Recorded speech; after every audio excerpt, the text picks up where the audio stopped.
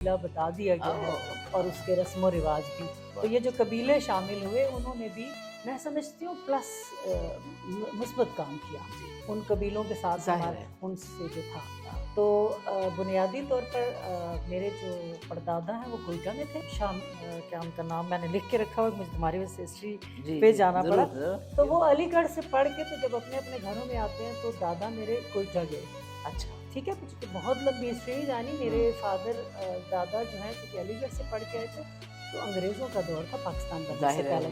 تو ہندو اور مسلمان, ہندو تو بہتر تھے, مسلمان اتنا پڑھتے نہیں ہوتے تھے. سو انہیں اچھا اسٹیٹس پر جابس وغیرہ نہیں ملتی تھی. تو وہ ڈائریکٹ انگریزوں کے ساتھ تحصیلدار بن گئے. ان کا نام یعنی کہ آپ لوگ سیٹلرز آف راولپنڈی. جی. پھر یہ ہے کہ ان کا مقصد تھا. یہ کون سا ایئر ہوگا تقریباً؟ یہ دیکھیے پاکستان ارلی 90s 35 میں جذبات تھا یا تو وہی ارلی 90s 35 میں مائگریٹ ہو کے. بالکل صحیح ہے, ارلی 90s یہ پاکستان بننے کے قریب. جی جی قریب قریب کا. تو وہ ایرا بھی آپ دیکھ لیں کہ کیا ہے. تو پھر جو میرے چچا ہیں انہوں نے پڑھا اسلامیہ یونیورسٹی پشاور سے.